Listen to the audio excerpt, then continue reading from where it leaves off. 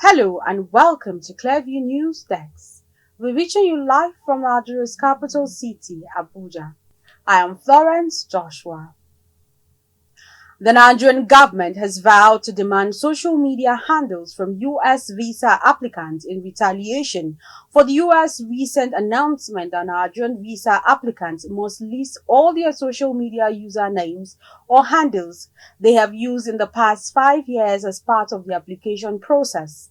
According to the guidelines on the DS-160 form, the U.S. mission in Nigeria, which made this known in a statement issued on its X, formerly Twitter account on Monday, warned that failure to comply with the requirements would lead to visa denial. The requirement, which applies to both immigrant and non-immigrant visa applicants from Nigeria and other countries, is part of enhancing vetting procedures introduced by the U.S. Department of State under the President Donald Trump administration. The department said the measure was aimed at strengthening national security by allowing consular officers to review applicants' online presence as part of background checks. Reacting to the announcement, the spokesman for Nigeria's Ministry of Foreign Affairs said the Nigerian government will reciprocate the U.S. action. He noted that U.S. citizens intending to visit Nigeria will be subjected to the same measures. According to him, the Nigerian government will convene an interagency meeting to agree on the best way to respond to the U.S. new visa regulation. Meanwhile, the Nigerian exhibition booth at the ongoing 9th Tokyo International Conference on African Development, TICAD 9, has drawn criticism after it was found unmanned.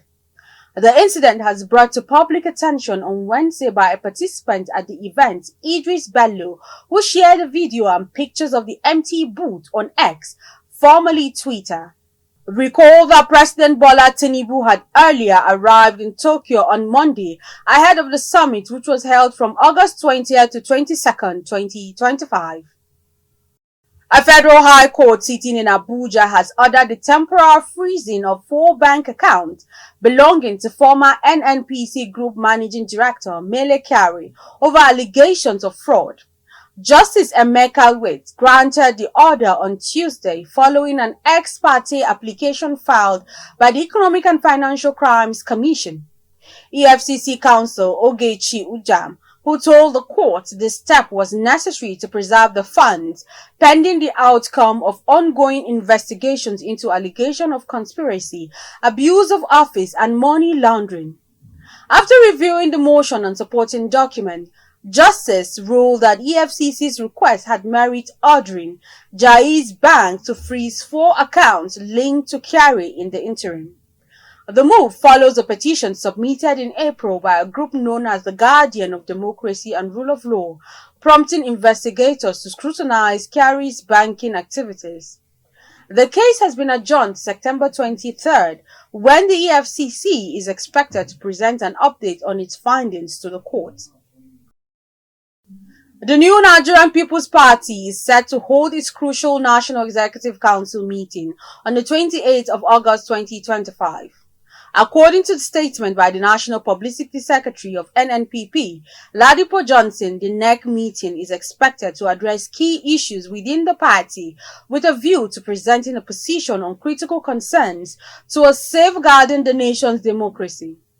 Ladipo noted specifically the various insinuations by analysts and observers on the party's stance ahead of the 2027 general election.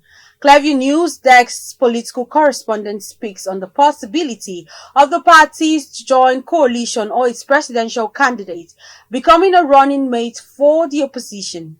Based on the information I got from the National Publicity Secretary, Ladipo Johnson, he said the party actually wants to meet to strategize ahead of 2027 general elections, and they will also deliberate on pending congresses and national convention, and they will also review the recent by-elections as well as mobilize people to join the party and register new members, among other issues. For now, I can't actually say that NNPP will go for coalition or not, because politics is a dynamic game, and anything can happen. But so far, since the inception of ADC, I have not seen a member of NNPP joining force with the ADC. And okay, looking at Kwankwaso, the national leader of NNPP, Kwankwaso is one person that has always been on his own. He's a force. Kwankwaso sees himself as a force and is an independent politician. Looking at his antecedents, he has never tributized for anyone. He has always been on his own. And even if he wants to join coalition, I'm not seeing any possibility that they will give him ticket. And Kwankwaso will never subscribe to being a vice, running as a vice with anyone. There has been a rumor making the round that Tinubu may likely drop Shetima for Kwankwaso, and that's based on the fact that there have been series of meetings between Kwankwaso and Tinubu. But the issue is that Kwankwaso has never come out to say, okay, this was the outcome of my meeting with the Tinubu, and Tinubu has never said this was the reason why I invited Kwankwaso. So it has been rumor, and it has just been rumor for now. And if at all, at the end of the day, at the next meeting, they meet to talk about that, I don't see any possibility that NNPP can actually sack Kwankwaso from the party. Reason being that Kwankwaso is the head, the tail of NNPP. So if other party members said, okay, maybe he's trespassing or he's trying to join force with APC, for that reason they should sack him from the party, that means NNPP will cease to exist, because there can never be NNPP for now without Kwankwaso. Kwankwaso has been a strong pillar of NNPP for now, so I don't see any possibility of any member of NNPP coming to say that, okay, we have sacked Kwankwaso from the party. Meanwhile, a chieftain of the new Nigerian People's Party, Buba Galadima, said NNPP will decide Nigeria's president in 2027. The NNPP chieftain boasted that the NNPP would decide Nigeria's president in 2027. NNPP, the people who will determine who will be the president of Nigeria in 2027. Outrage is growing across Nigeria as citizens accuse the government of rewarding wrongdoing following two recent aviation controversies. The case of Fuji legend Pam One, who made headlines after briefly blocking an aircraft at Lagos Airport, only to be appointed a security ambassador shortly after another incident of an Ibom Air passenger who disrupted the flight and was reportedly given VIP treatment. While some argue that such favorable acts are justifiable, especially considering the trauma and embarrassment a particular incident may have caused the victim, others maintain that this special treatment is undeserved. Some Abuja residents say that celebration or praise may be acceptable if the offender has shown genuine remorse for their actions, adding that such recognition serves to pacify the victim and acknowledge any moral wounds they may have sustained. Well, I think the celebration is coming from the fact that she realized what she did. She showed remorse and enough humility that could grant her bail from being victimized into that matter. She actually violated a rule by slapping or being violent to the air hostess, to the lady, even if she did something to her.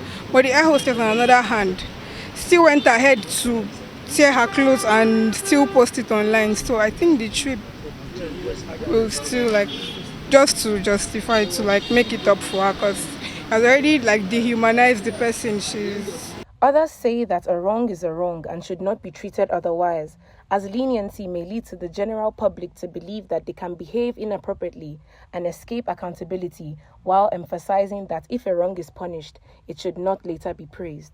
What people should focus is the issue between breaking the protocol and the punishment that follows after.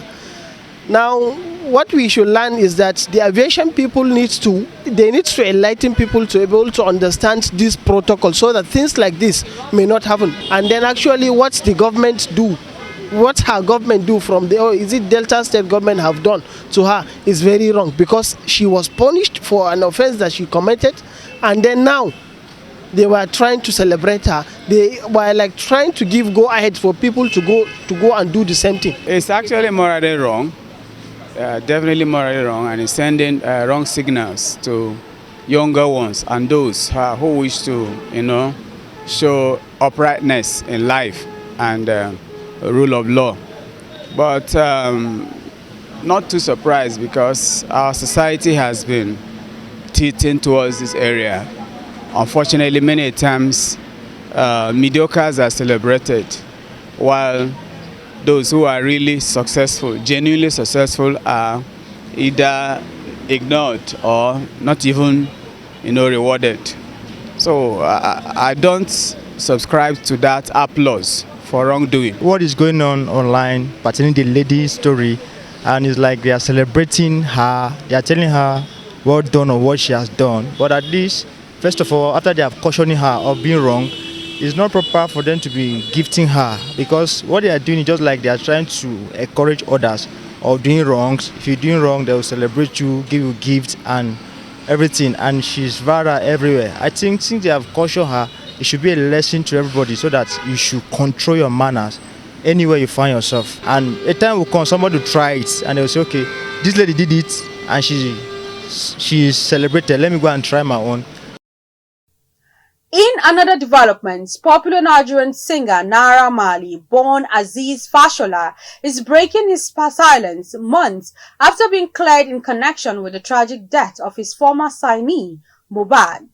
The young artist, whose real name was Irelua Aloba, died under controversial circumstances on September 12, 2023, aged just 27.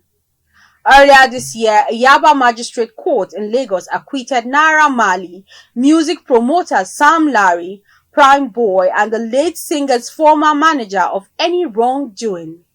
Now, Naira Marley is speaking out publicly, insisting he had no hand in Mohbad's death and is ready to tell his side of the story. In July, the coroner's court sitting in Ikorodu recommended the criminal prosecution of Feyisayo Ogedengbe, the auxiliary nurse who treated Mohbad shortly before he died. The inquest was set up by the state government to unravel the circumstances that led to the singer's death. Magistrate Adedayo Shotobi said the nurse acted with gross negligence by administering an injection to the singer without a doctor's prescription. Although the court ruled out foul play or homicide in the case, it held that the actions of the nurse were both unlawful and professionally negligent. Months after being acquitted, Naira Marley released a video on YouTube in the early hours of Wednesday, explaining his side of the story. Someone among us said, Mohbad is dead. I looked at him, I said, it's a lie, man, he wants to blow again. Exactly what I said, was a lie. I said, it's a lie, he wants to blow again, man. And I didn't even bother. Zeno looked at me straight away. I said, come on, I'm not myself. Like, people should know what they'll be saying. I'm like, come on, man, people know we're not in Nigeria, obviously. Oh, I just said people know we're not in Nigeria. I went on Instagram. I can see Instablog saying Mohbad died of air infection. Okay, I'm like, air infection? All of us saying, was it dead? I'm like, they're lying, man. Air infection. It's lying. How can he die of air infection? We're still saying that. Twitter, boom, boom, boom. Naira Marley, finally, you've killed him. What? Is it a joke? Is it dead for real? But immediately, I'm saying, they started posting videos from the NDLEA incident. They started posting videos from the fight he had with, on the 4th of October 2022, he had with his manager. They started posting videos from them. Why? I don't understand. Is that what killed him? You said he died on the 12th of September 2023. You're posting videos, so I know, I can see already that there's someone paying the blogs to try to change the narrative from Haley. I'm like, what's happening here? And the public, really, they're falling for it. I wasn't in the country. I can show you my passport stamp, and when I got back to Nigeria, everything. Someone even saw her after we. Let me not jump the story. So it's still in the restaurant. They're blaming me. Everything cool. Naira Marley, who became known in the Nigerian music scene in 2018, announced Mohbad and Zinoliski as some of his new signees on Marley Music in 2019. Following public outrage over the brutal assault and public stripping of a female corps member, Ms. Jennifer Elobo, the Anambra State government has dismissed 8 operatives of the Aguni Chamber security outfit over the assault. The special advisor to Governor Chukwuma Soludo on community security, Ken, disclosed this at the agency headquarters in Awka this Wednesday. He said the government acted swiftly after receiving reports of the incidents, adding that the operatives would be handed over to the police for prosecution. According to him, the dismissed officers were in pursuit of suspected cultists on Tuesday when they attacked the corps members, an action he described as totally outside the mandate of the agency and utterly condemnable. And that's the news. You can follow up on latest events and happenings around you via social media platforms on Facebook, Instagram, and YouTube at Clearview News Desk or via handle on X, formerly known as Twitter at Clearview Online. Many thanks for watching. I am Florence Joshua. Bye for now.